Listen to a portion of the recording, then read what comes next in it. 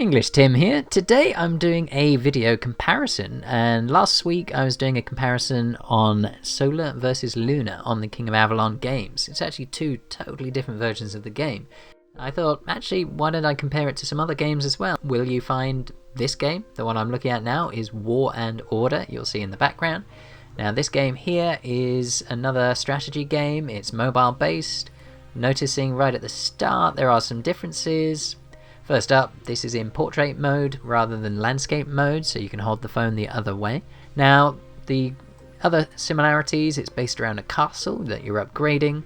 It's a city base, and actually all the types of buildings, if you played King of Avalon, you'll actually recognize a huge number. There's hospitals, there's barracks, there's forge for forging items. So I found a lot of it is quite easy to transition between the two.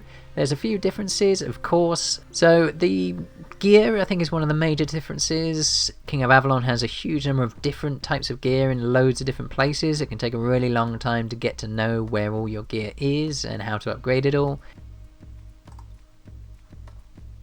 In War and Order, they've got sort of 5 slots here for the artifacts, and then then these have sort of a number of different levels, but they're far fewer. Let's get that up now.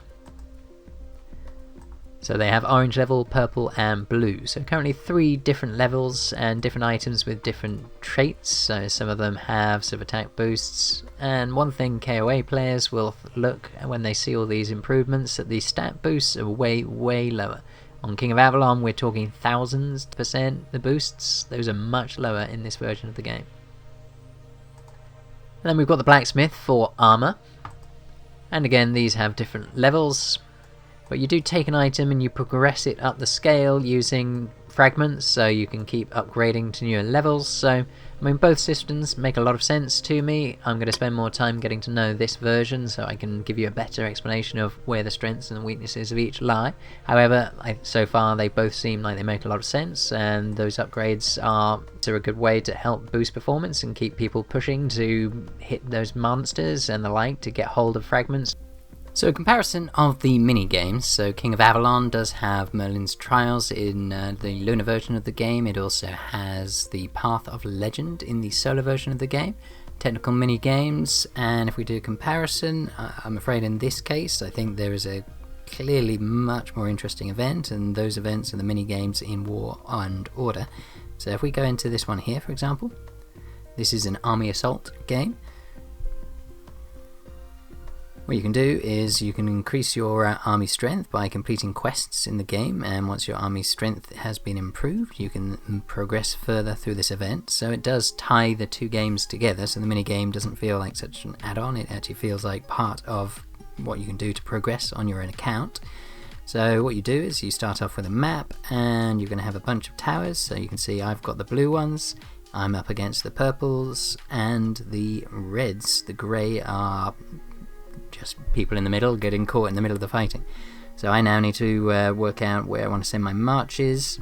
Let's start by taking this little one here, and let's take this little one here as well.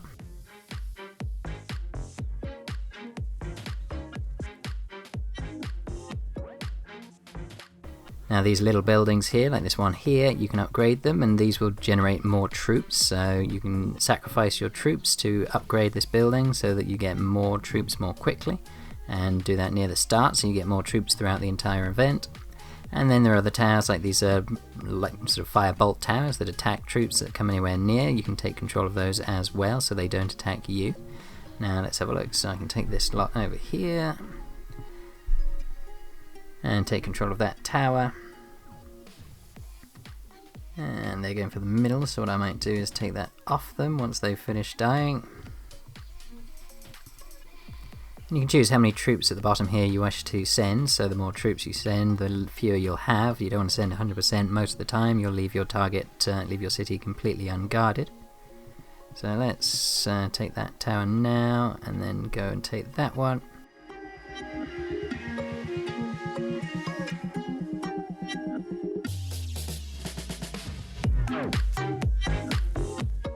Go reinforce. It does tell you when they're coming to attack in a tower. Oh, I'm about to lose that one, that's a shame.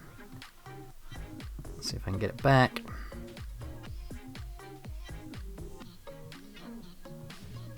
Yeah, you can also do multiple attacks. You can see I send from 2 different castles and they attack simultaneously. That improves their effectiveness, their fighting.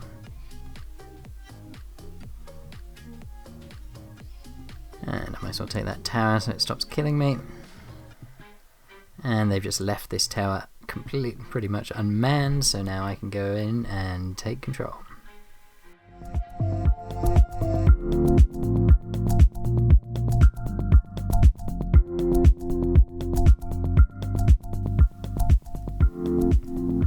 And boom, there it is. I have taken out the map. So for any of you who have played the Merlin's Trials, I think you'll see quite quickly why this is well, way more interesting from my perspective. As I say, it helps with progression through the game, and it opens up a chest here, and you can get hold of these items to improve your game. So the game will improve your progress in this, and your progress in this will help your progress in the game. So really well integrated, and I say it's a really interesting format to integrate into the game. And it's only one of the ones I've found so far. There's another one that's come up recently, and that is a tower defense game. And my understanding is there's more games to be opened up, so I've got locked buildings here which still have unlocking to be done as I start to grow my castles. So there's a huge amount more in these types of mini games, and I'm looking forward to playing more of them. So great thing is if we can try and bring some of this to KOA. They did do a good mini game earlier in the year, actually, a sort of a dragon raise your pet type dragon game, which was interesting. It wasn't very well integrated though, so that did annoy me. You had to leave the game and then get a gift code to sort of get the stuff back into the game. It would have been much better if that had been sort of integrated within the game itself. It would have made it feel much more sort of part of what you're doing. So tower defense, it will show you how many waves there are, give you an idea on the different enemies that you're about to come up against. And then you've got the different towers that are available. So we've got 2 entrances this time. You can check out the map, see what you've got to defend against.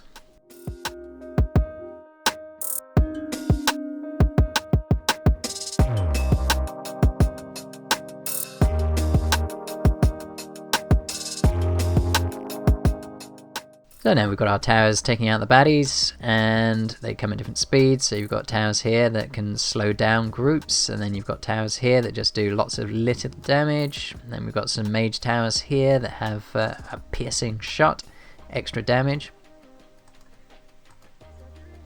An extra tower here.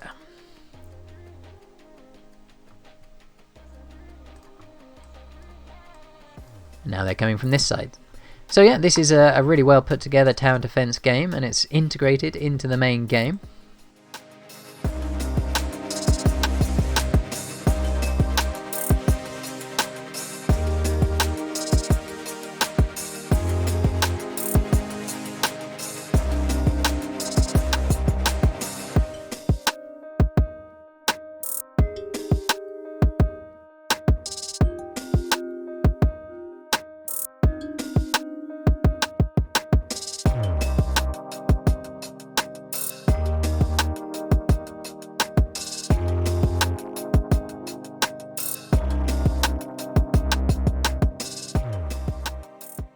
Now you also see some of these are glowing, that means I can upgrade them to a new level.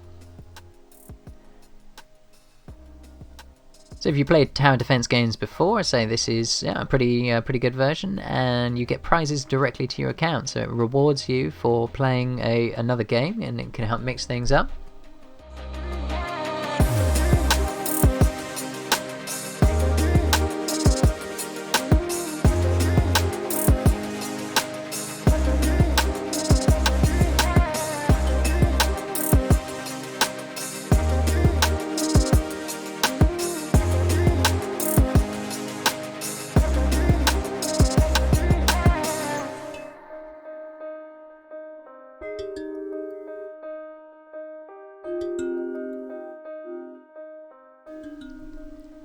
And there we go, I survived all the rounds and managed to make it through.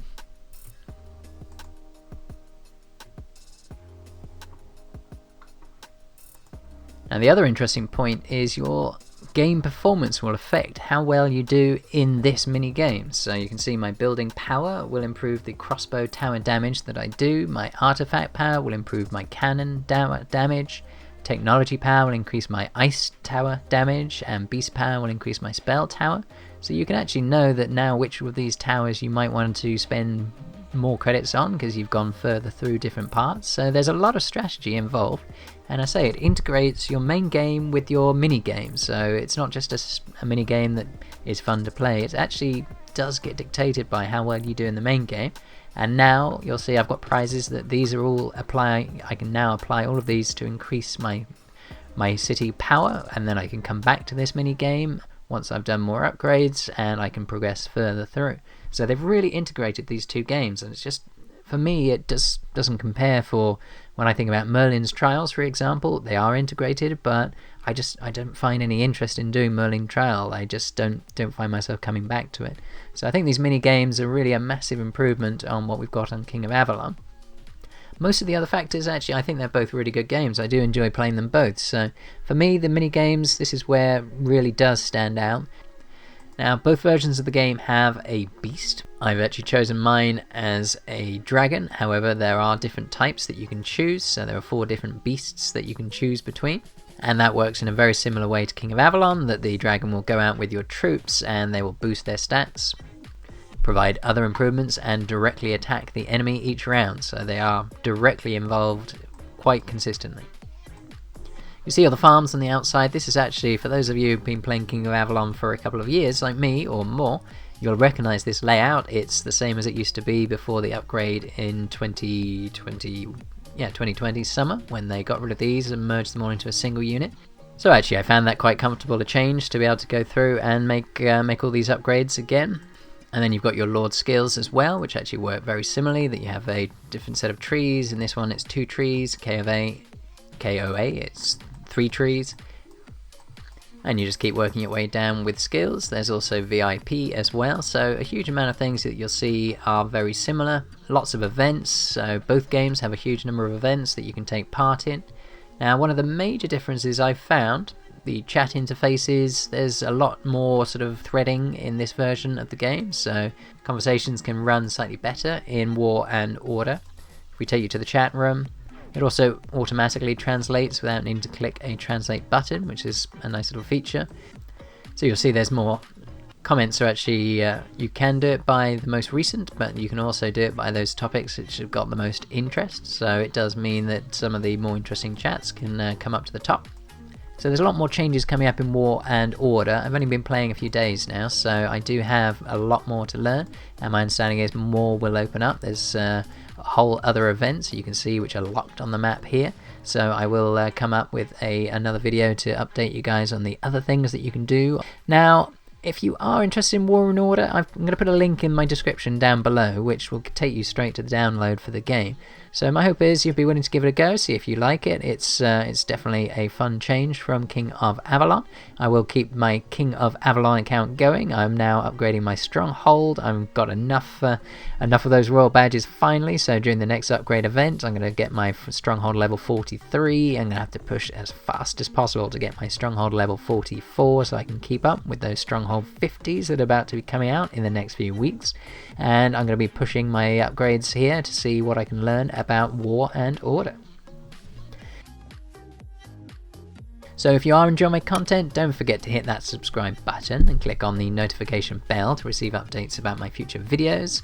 Also check out my channel. I've got a huge number of King of Avalon how-to videos, some fight videos. I'm going to hope to add a few more videos on War and Order over the next couple of weeks, so come back to join me for my growing experience of this game. Hopefully you enjoy the new content I'm making on War and Order. So I look forward to you joining me on one of my future videos.